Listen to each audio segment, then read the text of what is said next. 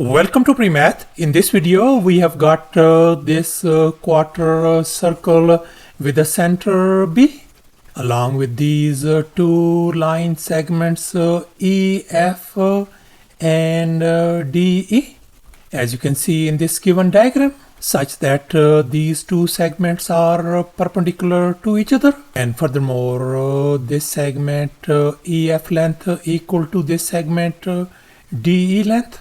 And as a result, we are ended up with this green shaded region and this right triangle EBD.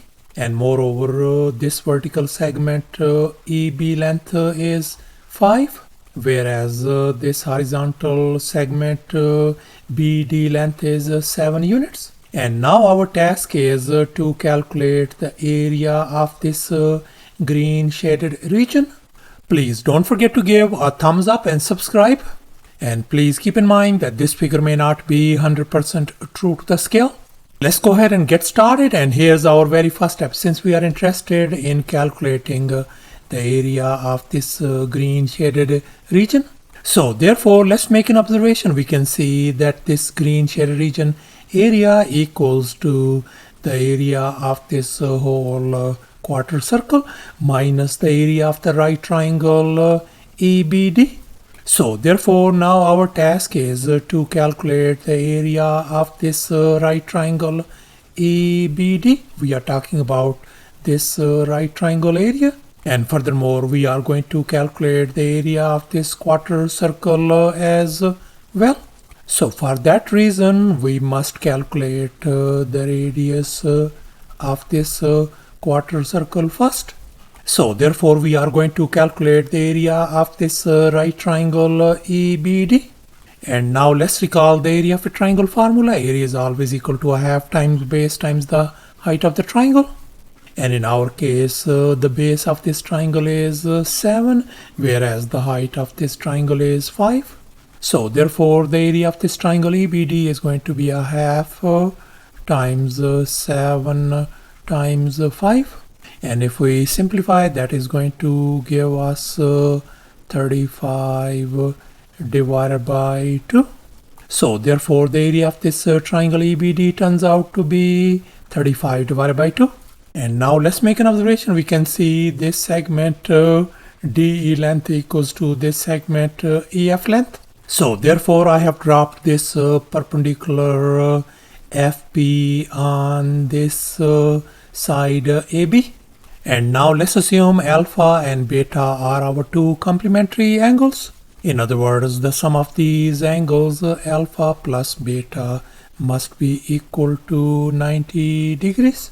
So therefore if I label this angle alpha, and we know this angle is 90 degrees, so therefore this angle has got to be our angle beta. And now we know that this angle is 90 degrees. So therefore this angle has got to be our angle alpha, and we know this is our 90 degrees angle. So therefore this angle has got to be our angle beta.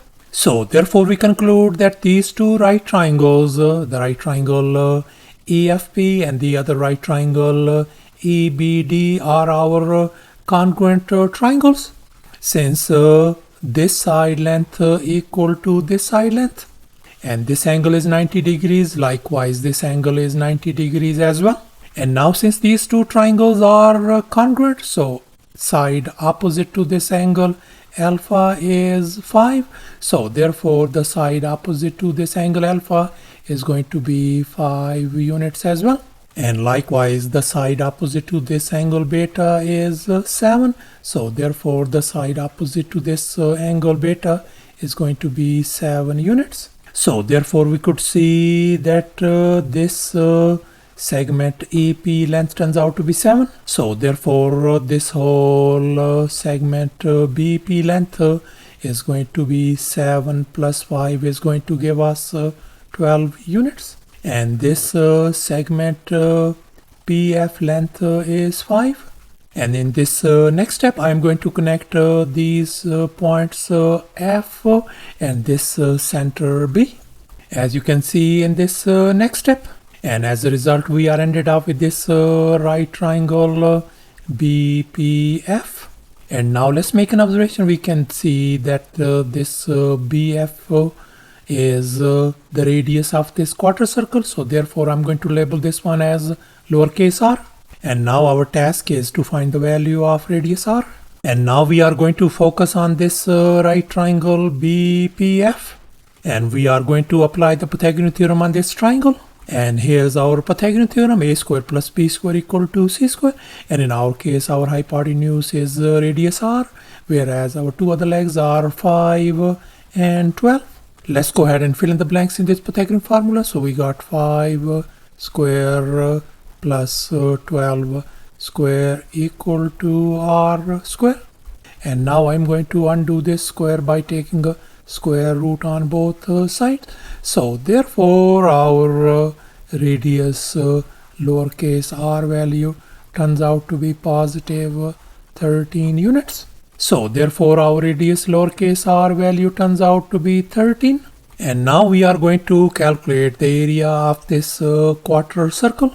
And now let's recall the area of a circle formula. Area is always equal to pi r square, where lowercase r is the radius. So therefore this quarter circle area is going to be simply pi divided by 4 times r square. And now we know our lowercase r value is 13. So therefore I'm going to substitute that value 13 over here. So therefore we could write down pi divided by 4 times 13 square. So therefore the quarter circle area is going to be equal to 169 pi divided by 4.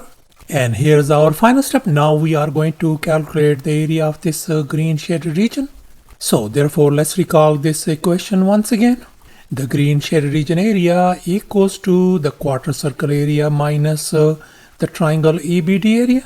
And here our quarter circle area is 169 pi divided by 4. And the area of this right triangle EBD is 35 divided by 2. Let's go ahead and fill in the blanks in this equation. So our quarter circle area is 169 pi divided by 4 minus the triangle EBD area is 35 divided by 2 square units, the area of this green shaded region. So thus after all the calculations and manipulations, the green shaded region area turns out to be 169 pi divided by 4 minus 35 divided by 2 square units. And that's going to be approximately equal to 115.23 square units as well. And that's our final answer. Thanks for watching, and please don't forget to subscribe to my channel for more exciting videos. Bye.